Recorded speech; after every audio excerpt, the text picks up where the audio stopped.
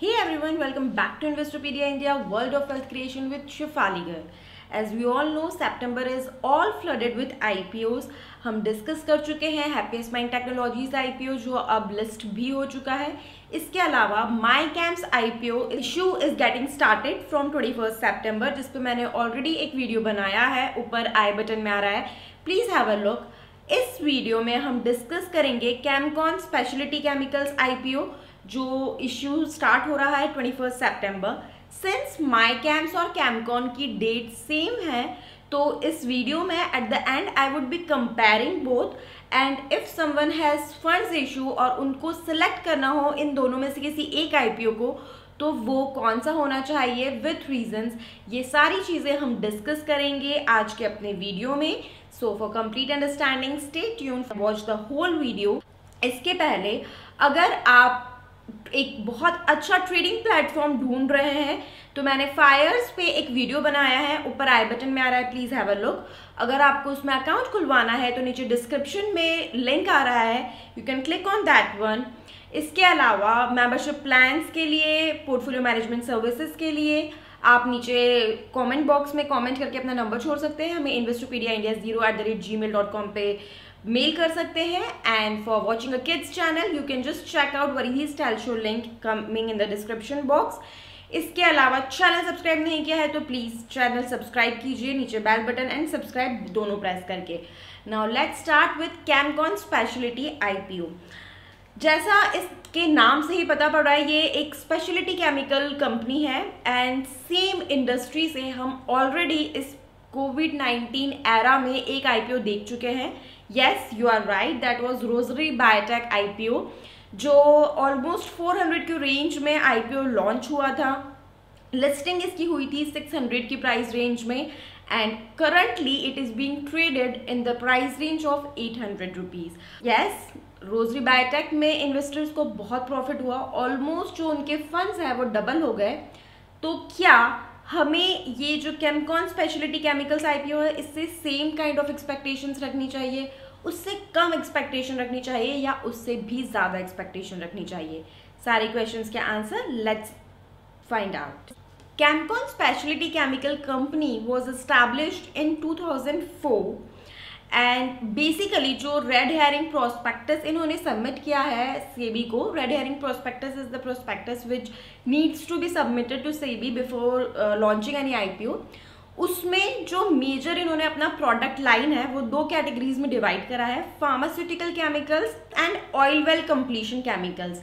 Where in आप जब इनकी साइट पे देखोगे तो they also deal in 2 more categories, that is silanes, and the 4th category is contract manufacturing. So let's have a look one by one. Of course जो major revenue है इनका वो 2 कैटेगरीज जो रेड हेरिंग प्रोस्पेक्टस में mentioned है उससे ही इन्हें आ रहा है. The first one is pharmaceutical chemicals and the second one is oil well completion chemicals.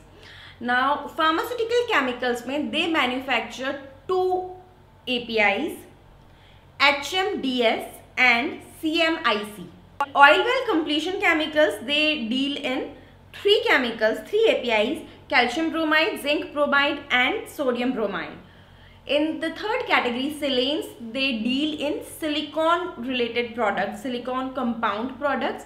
And 4th category, contract manufacturing में they do contract manufacturing, किसी भी एक कंपनी के लिए उनका जो कॉन्ट्रैक्ट मिलता है उसके बेसिस पे they do manufacturing.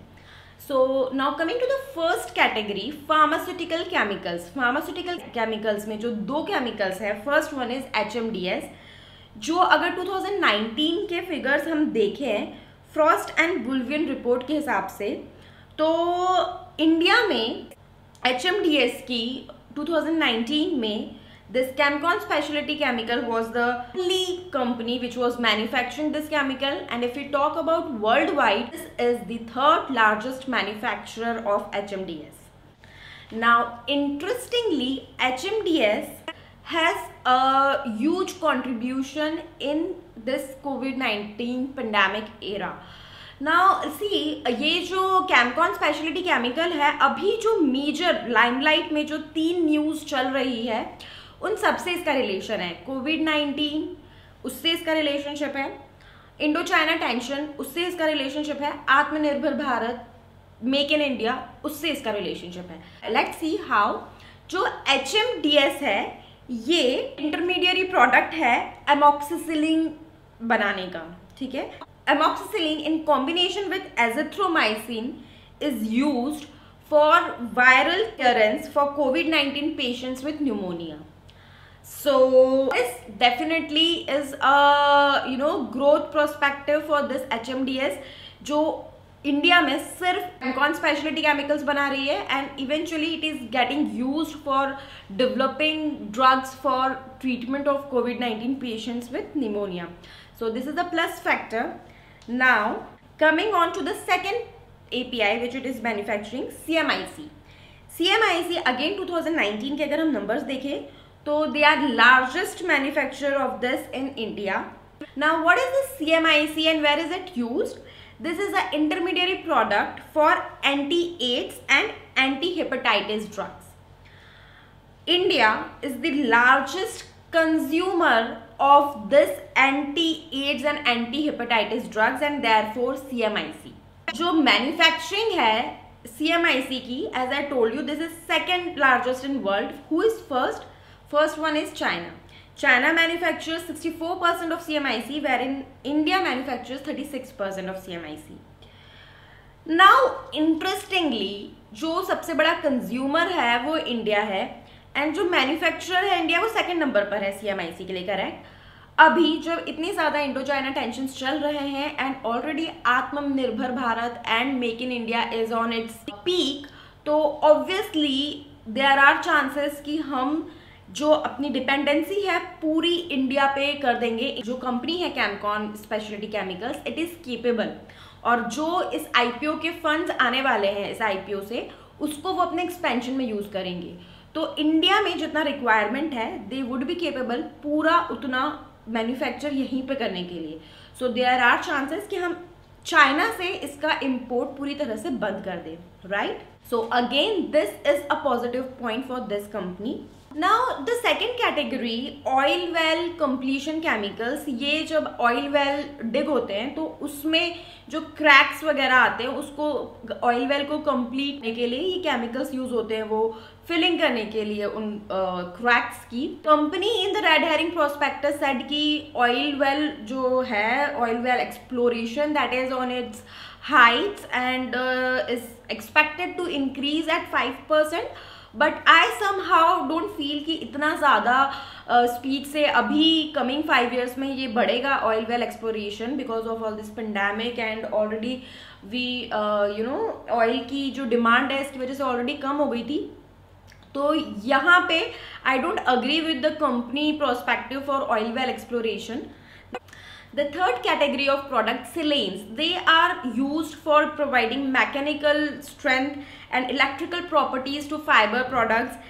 Paints, inks, coating में also they are used to increase the resistance for abrasion, increase adhesion, thermal stability and cross-linking. As I told you, the objective of this issue is expansion of their business and the working capital requirement would be met with the remaining amount. So table shows the bifurcation.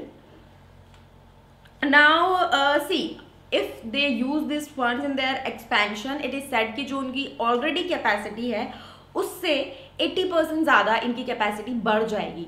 So अगर हम वो numbers ले तो they would not only be able to meet India की requirement but they would be in surplus production capacity and then they can be the exporter for this HMDS and CMIS. Already they are exporting but of course they can increase the exports. Already they are tapping 8 countries but they can definitely increase, क्योंकि अभी हमें पता है कि after this pandemic China से बहुत सारी countries अपने imports बंद कर रही है and the only competitor this company has is China.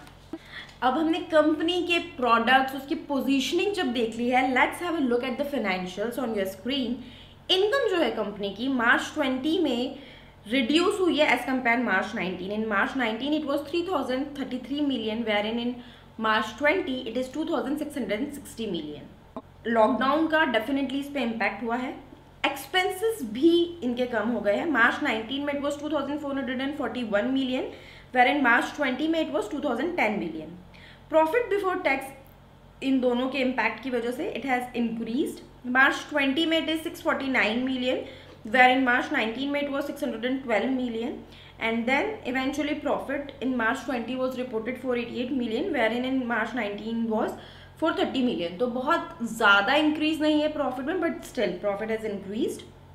अगर हम पिछले ईयर्स का कंपैरिजन करें तो जो रेवेन्यू है वो 28.93% CAGR से इंक्रीज हो रहा है, EBITDA 24.82% CAGR से इंक्रीज हो रहा है, and profit after tax is increasing at a CAGR of 36.08%. So the numbers are attractive. Now अगर हम PE की बात करें तो कंपनी का PE स्टैंड कर रहा है कहीं 20 के अराउंड, और जो इंडस्ट्री PE है दैट इज 30.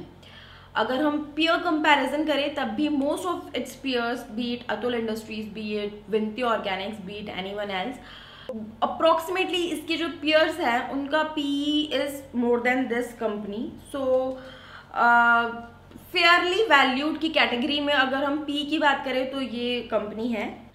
एक क्विक स्वॉट एनालिसिस कर लेते हैं to understand it more crisp and clear.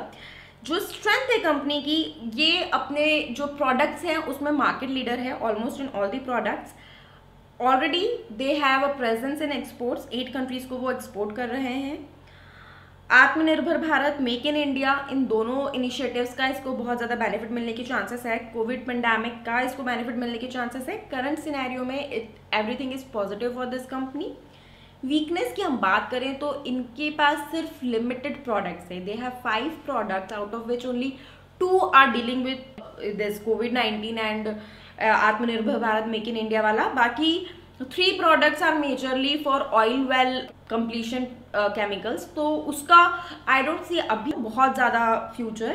Third, इसका जो वीकनेस है, इनके एक जो प्रमोटर है उन पे बहुत सारे लिटिगेशन केसेस चल रहे हैं एंड CBI इंक्वायरी भी हो रही है, और SEBI also questioned his presence as a promoter of this company before this IPO.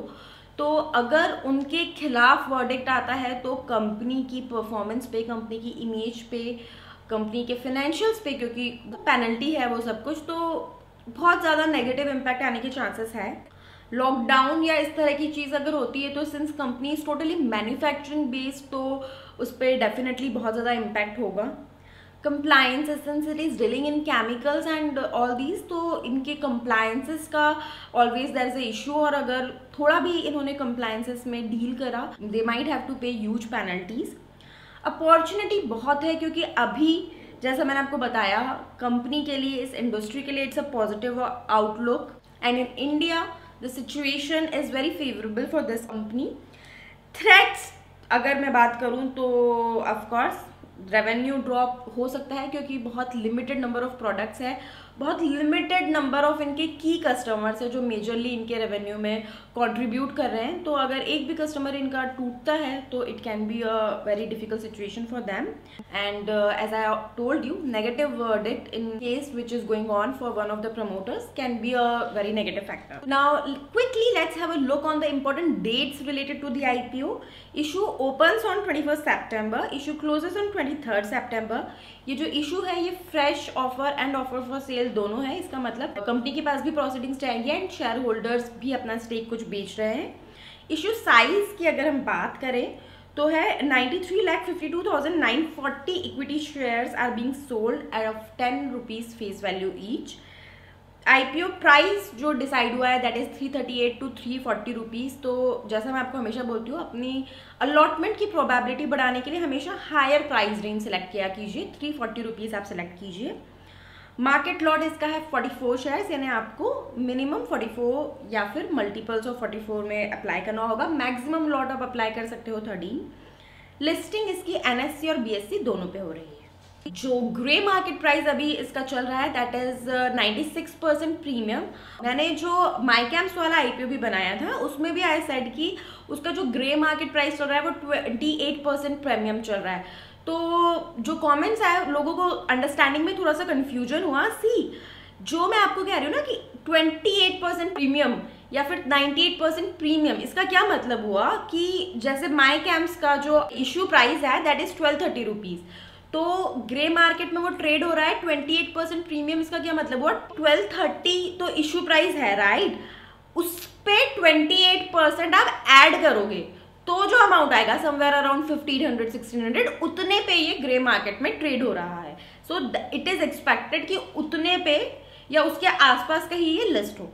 This is not fixed, इससे कम भी हो सकता है, इससे ज्यादा भी हो सकता है। Grey market price keeps on changing. Now similarly for Chemcon IPO 96% पे ट्रेड हो रहा है। दैट मीन्स कि 340 पे वो उन्होंने इशू लॉन्च किया है, 340 का 96% समवेयर 336 रुपीज, मतलब ऑलमोस्ट डबल प्राइस में 650 के अराउंड ये ट्रेड हो रहा है ग्रे मार्केट में।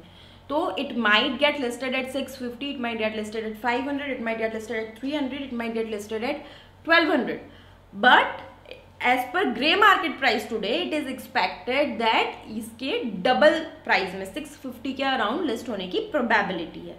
आई होप आपको ये जो premium grey market price premium जो मैं कह रही हूँ परसेंटेज प्रीमियम, उसका कॉन्सेप्ट समझ में आ गया। Now let's quickly compare my CAMS and Chemcon, क्योंकि डेट दोनों की सेम है तो आपको किस में अप्लाई करना चाहिए। Chemcon as we all know chemical sector का आईपीओ है, केमिकल सेक्टर की कंपनी है। माईकैम्स जो है फाइनेंशियल सेक्टर है। नाउ सी, अभी जो ये कोविड-19 पेंडेमिक का टाइम चल रहा है, तो मैंने आपको बताया इसका एक जो केमिकल है, एक जो फार्मास्यूटिकल केमिकल है that is being used in covid drugs manufacturing. उसके अलावा आत्मनिर्भर भारत, मेक इन इंडिया, इन सारी चीज़ें, ये जो अभी करंट सिनेरियो है वो सब इसके लिए कैमकॉन के लिए पॉजिटिव है। वेयर इन माईकैम्स है फाइनेंशियल सेक्टर का, म्यूचुअल फंड्स में जो एएमसीज है हम जिसमें इन्वेस्ट करते हैं उसका ये इंटरमीडियरी है, एंड यूजर और म्यूचुअल फंड का राइट। तो अभी जब जीडीपी का कंट्री का डाउन जा रहा है, world wide GDP is going down, economic problems चल रही है, लोगों की इन्वेस्टमेंट कैपेसिटी कम हो गई है क्योंकि एम्प्लॉयमेंट रेट कम हो रहा है, लोगों की जॉब्स जा रही है, तो डेफिनेटली ये टाइम इस कंपनी के लिए अभी इतना फेवरेबल नहीं है। बहुत ज़्यादा लोग अभी इन्वेस्टमेंट्स की तरफ नहीं है। उसके अलावा मार्केट लॉट जो आपको कैमकॉन में प्रोवाइड हो रहा है दैट इज 44 शेयर्स का, इसमें जो हो रहा है आपको माईकैम्स में वो है 12 शेयर्स का।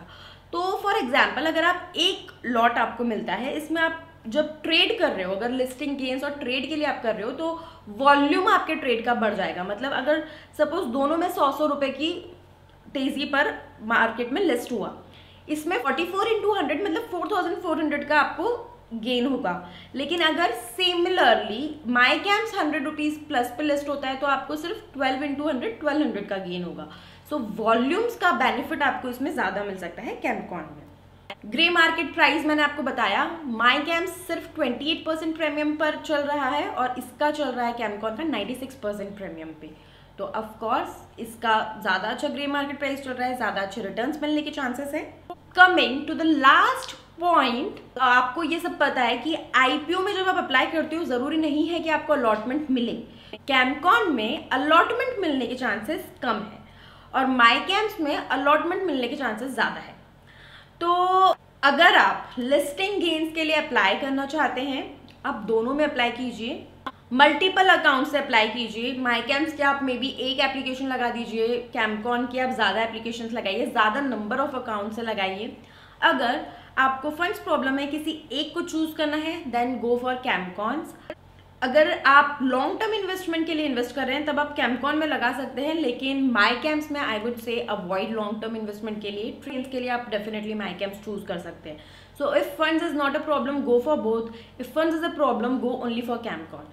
आई होप आपको अलॉटमेंट मिले एंड आपको बहुत ज़्यादा प्रॉफिट हो। एज आई टोल्ड यू, अगर आपको एक बहुत अच्छा ट्रेडिंग प्लेटफॉर्म चाहिए जो आपको आज के टाइम पे आपकी सारी जो प्रॉब्लम्स है उसको एड्रेस करे, एक स्क्रीन पे 8 charts, interactive charts, fundamental analysis, technical analysis, सारी चीज़ें आपको एक ही प्लेटफॉर्म पे मिले, तो Fyers is a very good platform जिस पे मैंने एक वीडियो बनाया है, ऊपर आई बटन में आ रहा है, you can check it out and description में उसका लिंक है। If you want to get the account open please click on it. Thank you so much.